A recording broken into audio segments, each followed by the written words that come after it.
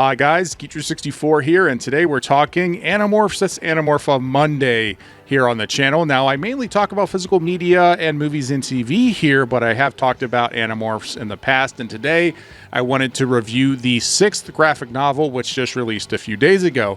Now, some of you may be aware of this, and some of you may not, but they actually have been doing a graphic novel adaptations of the original books. This is book 6, and it is obviously based on the 6th book from the original Animorphs run. So one of the things I like about doing these videos is it does give me a chance to spread the word that these graphic novels actually exist. There's 6 of them out there so far. Here's all 6, which I will showcase a little bit later. I have not heard Chris Grine talk at all about book number 7, and there is no preview for book number 7 in this book, and I'll talk a little bit more about that towards the end of this video. But today I wanted to talk about this. I wanted to share my thoughts on some things on the inside. I've got a dual camera setup today, so that's always fun when I get a chance to do that.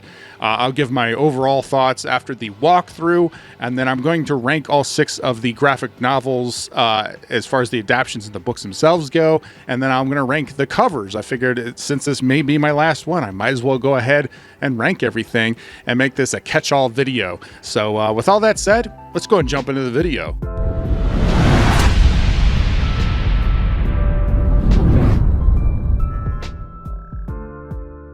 All right, as we look at the cover here, I will say that when this cover was first announced last year, whenever they put this cover out there, it reminded me of Mr. Bubble Bath from the 90s. That's what it looked like. It didn't really look like a yerk pull to me. If you remove the slugs floating around in here and you don't know anything about the story, it looks like he just fell into a hot tub with a bubble bath. So I really wasn't big on this cover. I don't think this is not the worst cover out of the 6, but it's definitely not the best either. I would say it's a mid-tier cover. And, as I said, I'll rank all the covers towards the end. Now, one thing that is always awesome is the way Chris Grine does the morphing sequences. Look at this. This literally looks like a superhero from The Tick with the Roach Man here. This is a nice paneling that really shows the size reduction. So I'm actually really happy with this. I'm always happy with the way Chris Grine does his morphing sequences. So later on in the story, we have them at a house, right? And they're going to be testing out morphing roaches in preparation for a mission. Now, I wasn't sure whose house this was, but there's a lot of pink going on. Like there's a lot of pink in the background, and so I assume this is Rachel's house. Now, if you look at the original source material, which I did because I was curious because they don't say whose house this is, in the original book, it was Marco's apartment. So I don't know why they switched it to Rachel's house. The whole reason why they go to Marco's apartment in this book is because his dad's gone at work all the time, and he's a single father. So basically, they have the apartment to themselves. Seems like that'd be a smarter decision than going here. So if you look at this shot here, one thing that is useful is he does actually put the days up here in the corner, which is useful to actually get an idea of time progressing. One thing I thought was strange is this panel here. There's an up angle shot that he tries to do to showcase Tobias flying above. Rachel looks very goofy. Like, this angle does not look normal. Like, this is not a very good angle shot in my opinion. So on page 34, we've got Tobias flying in, and he flies directly into a pole. He flies directly into a pole, which is kind of funny. He even gets the little stars and swirly things here with a nice little sound effect of boing, like an old cartoon or like Adam West's Batman. Now, in the original book, again, I went to it because I was like, I don't remember that. In the original book, he just clipped his wing a little bit when he was flying in. But here, Chris decided to go full on cartoon mode, and I don't hate it.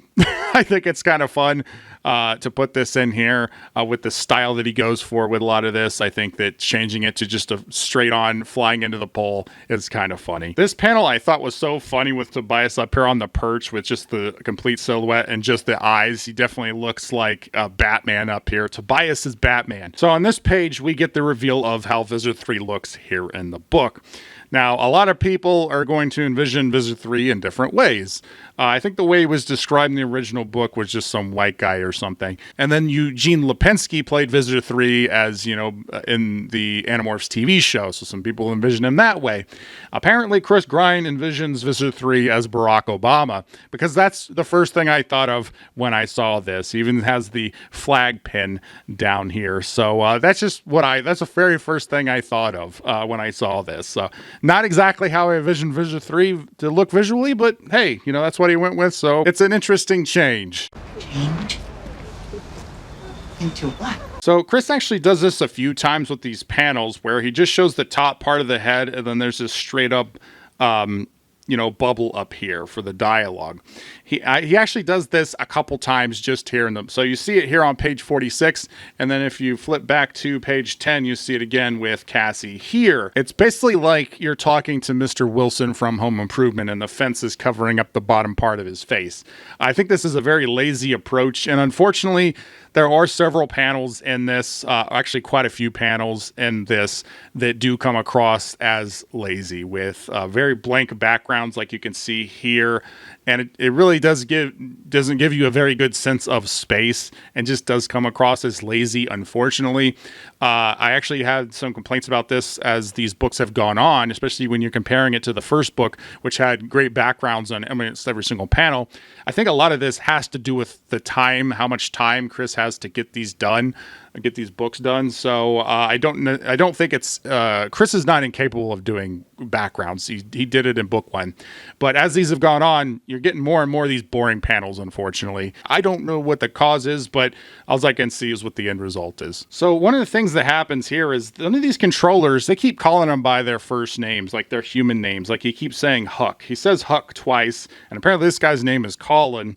And, if they're in a controllers meeting, which they are, they would be referring to the other Yeerks by their Yeerk names. So I thought that was kind of goofy, kind of strange.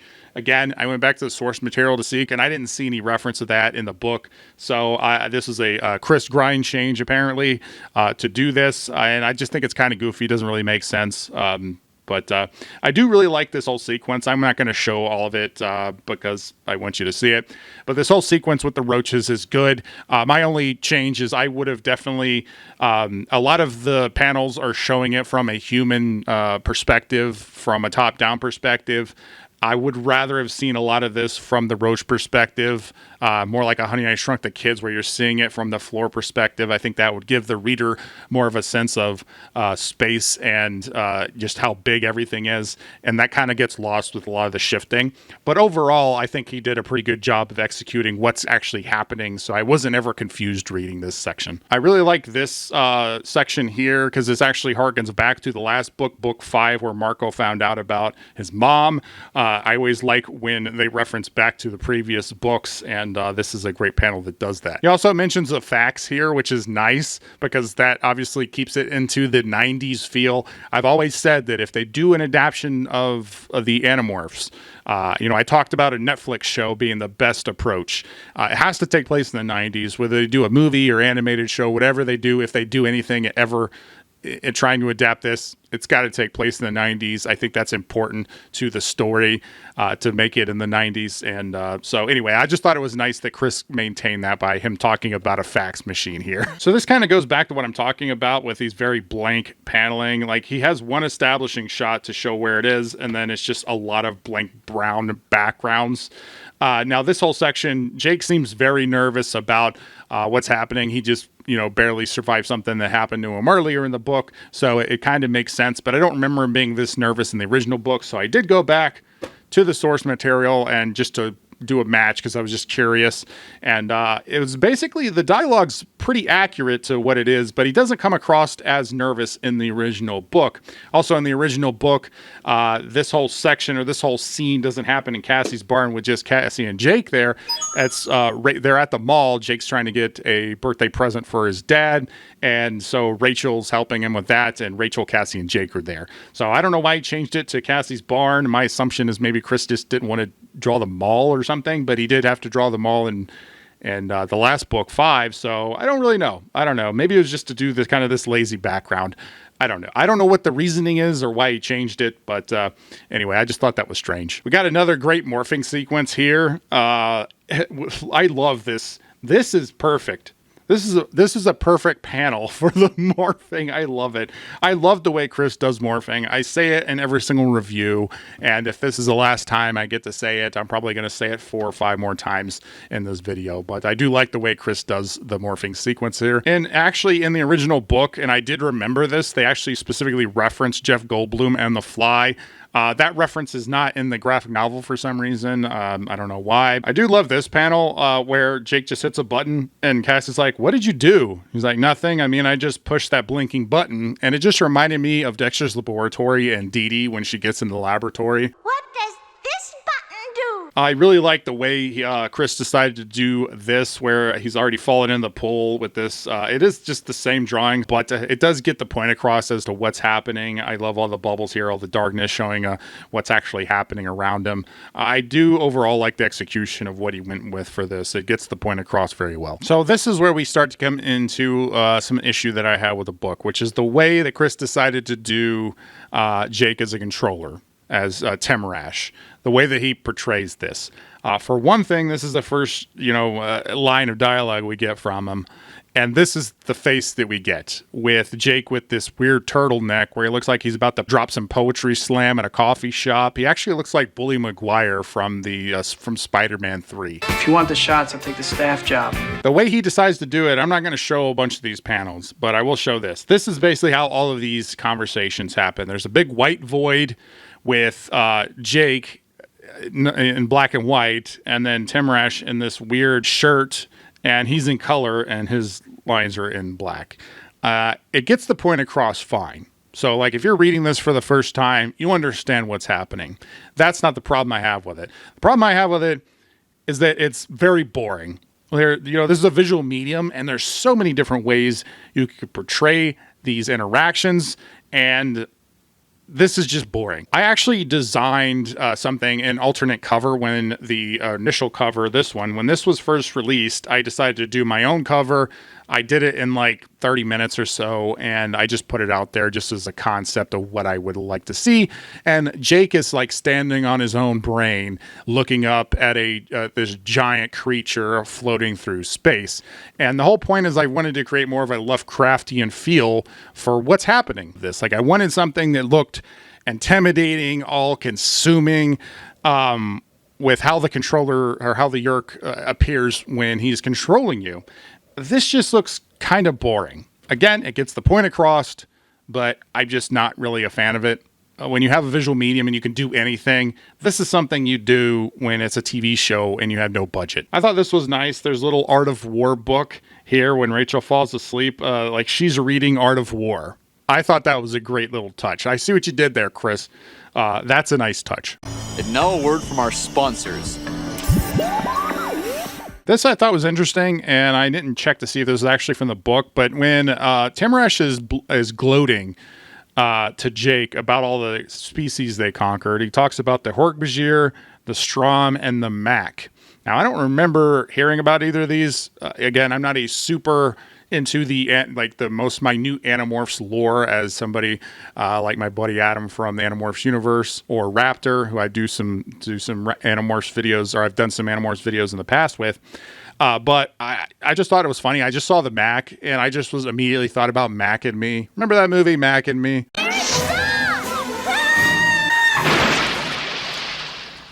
Mac and Me. I will say this whole section here with the cat and mouse with the Animorphs, keeping Temerash for the 3 days. It's great in the book. It's great in the original source material. And it does a pretty good job here. I think Chris does a good job of capturing that. And this I thought was great. These are the Yeerk's memories. And this is our first shot of what the Ged look like in the graphic novels. We've not seen the Ged appear in any of the previous books. So that is Chris Grine's interpretation of the Ged, which I thought was kind of cool. If this is the last book, at least we got to see his interpretation of the Ged here in the final book. Anyway, with all that said, I'll give you my overall thoughts on the book. We'll just go ahead and drop off the dual cameras and go to single camera now. So those are some of the specific notes and things that I wanted to talk about. My overall thoughts, I thought this book actually flowed pretty nicely. It's one of the easiest books to read out of these 6 because of the flow. There was a lot of dialogue that was actually cut from the original book. I noticed that when I was reading it, and then when I went back to compare a few things, I was just like, Chris took out quite a bit of dialogue from the original material. Now, his earlier adaptations, he kept most of the dialogue. So, but the dialogue in here was in that, so it's not like he really ad-libbed a lot. But regardless, I think as far as the flow of the book, it worked, and taking out of the dialogue didn't affect much of the storytelling at all. As always, Chris Grine does animals very well here. I love the way he draws animals. And I love the way Chris does the morphing sequences. That's always my favorite parts of all of these books. However, I've never really been big on the human designs. The cartoony look is not my preference for the story. It's not that it's bad. I just don't think it fits the darker story elements of Animorphs. That's always been an issue with me. Over the books, I've kind of gotten more used to it. As I said earlier, the backgrounds are kind of lazy at times. It's something I've noticed as the books have gone on, and that's why I more attribute that to Chris must be pressed for time, and he's not putting as much detail in the backgrounds, especially when you're comparing to the first couple books where he probably had more time to work on those to get lead into those. In other comic books and other things, you would have different artists come in and shift in and out. Obviously, that wasn't the case here, and I think that would have benefited, the series to get more books out faster, and you'd probably get better quality if you had a couple different artists working to get these books out. Of course, you would have the problem of different styles for the books, and so that's a different issue where some people may prefer somebody's art over the others, and so you're actually losing some of that continuity. So there's pros and cons to that approach as well. And as I mentioned before, the Jake conversations, they're serviceable to the story. They work from that perspective. If you're reading this and this is the only version of the story that you're reading, you perfectly understand what's happening. It's kind of a disappointment. When in a visual medium you can do anything, and you kind of go with a Bully Maguire in a white void.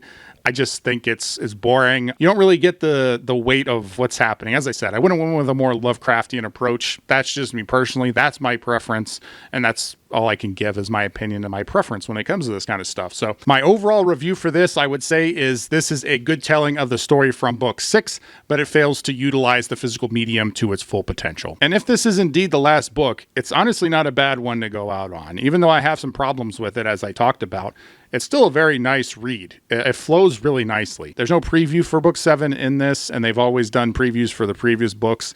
Considering the lack of news, I would say this is the last book, unfortunately, that we're going to get. I honestly would have liked to have seen adaptions of the Megamorphs books or the Chronicles books, as opposed to the adaptions of the first few books. I think the Megamorphs books have a lot of action to them. I think that they are more self-contained stories. I think that those lend themselves very well to a visual medium. But that would have just been my approach, because every time they do an adaptation, same thing with a TV show. We never got a finality to the TV show.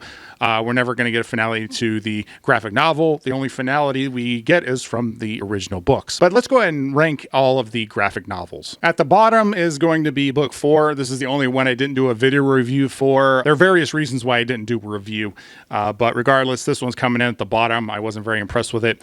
Book number 2 is next on the list. Now, as far as visually, the panels in this are superior to some of the other ones here, but I've never been big on the story for book 2. I don't think the story lends itself very well to a visual medium.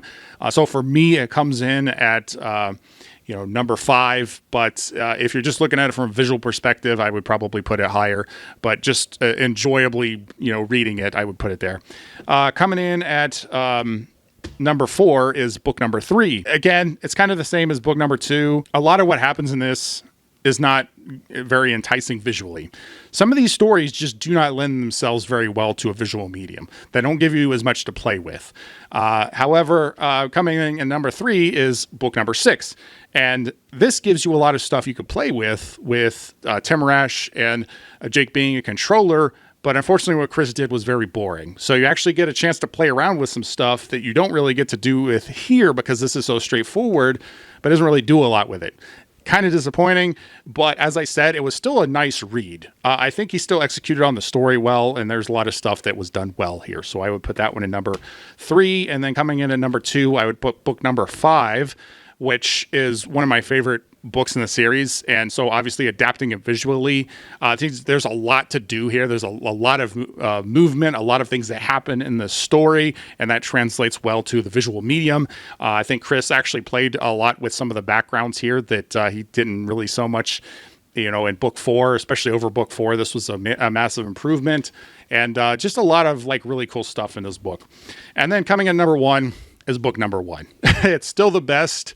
If you pull any of the images, you can flip to any page you want in book number 1 and compare it to any of the pages from the later books, and you can see that Chris had more time and put more effort into this book than any of the other ones. Plus, I just have some nostalgia from reading the first one, because seeing the first one, the first graphic novel put out, something new from Animorphs for the first time in years, was awesome. And so, yeah, book number 1 is definitely still my favorite. I actually go back and have reread this, which is more than I can say for some of the other ones here. So with the actual books ranked, let's rank the covers, because the covers are cool too. I would rank book number 4, which ranked the lowest in the overall books, also is the lowest on the cover art. I really don't like this. I didn't like it when it was first announced. I thought it looked very goofy. Just not big on this one at all. Next would be book number 2. I just don't like the cover because I don't really think this represents the book very well. That's just me personally. I don't have any issues with the color scheme or anything like that, or the layout necessarily. I just don't think this represents the book very well. So that's the reason why that one's not very high. Next up is Jake in the Bubble Bath, Mr. Bubble Bath. Again, it just makes something that's serious happening look a little bit more goofy than I think what the intent was. Now we're getting it. So those are the bottom 3. Now we're getting into the ones I actually like quite a bit, which are book number 5. This is a Marco book, so having Axe on the front cover is kind of a little bit of a letdown, because Marco, I would like to see get his time to shine, but at the same time, very dynamic cover. If you don't know anything about Animorphs, I do think this would probably draw you in and get you to pick it up off the shelf, which is always a good thing. Next would be number 1. Which I just like them on the mountain. You're actually getting an idea of what's happening with the alien lights and stuff. So I really like this layout.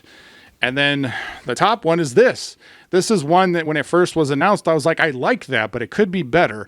But over the years, I've liked it more. And I think this is my favorite one. I really just like him falling into the Hawkeye there with the surrealism that he did with the hawk there. So this is my favorite of the covers. So those are the books ranked, the covers ranked, and a review of book 6. I guess this will probably be my last graphic novel review. I may talk about Animorphs again here on the channel, so consider subscribing. I've been planning to talk about the Animorphs TV show.